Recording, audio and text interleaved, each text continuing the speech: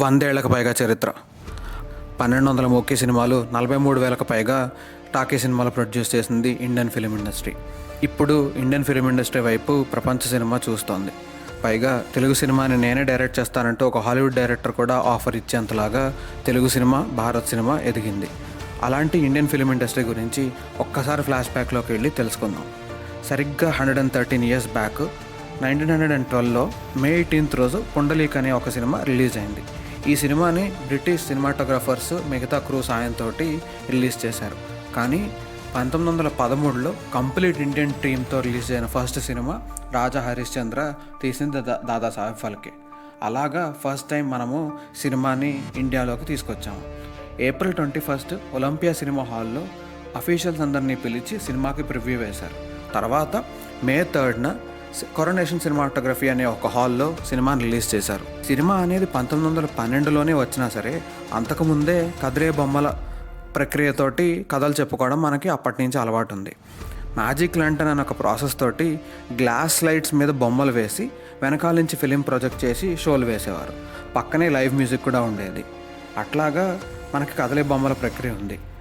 1895లో ప్రపంచంలోనే first time ప్యారిస్లో Lumiere brothers ఈ cinematography అనే కాన్సెప్ట్ని తీసుకొచ్చారు. ట్రైన్ స్టేషన్కి వస్తున్న ఒక సీన్ని షూట్ చేసి దాన్ని ఫస్ట్ టైం ఒక షోగా వేశారు.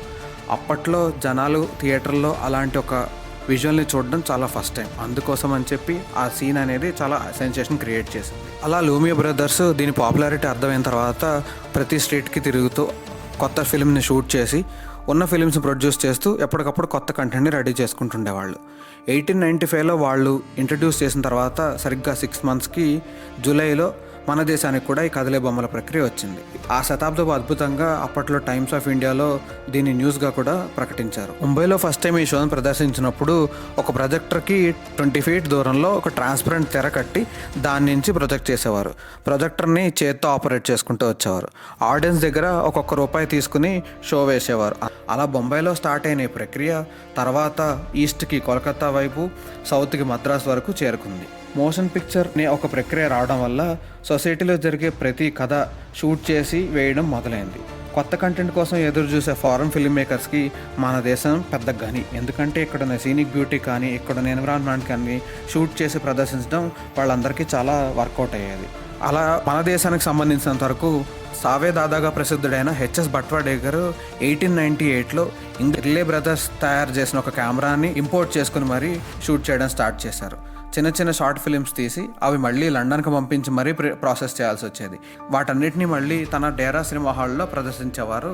అట్లా ఇండియాకి ఫస్ట్ టైం సినిమాటోగ్రఫీ తీసుకొచ్చిన వ్యక్తి ఎవరయ్యా అంటే సావే దాదాగా పేరు పొందిన హెచ్ఎస్ భట్వాడేకర్.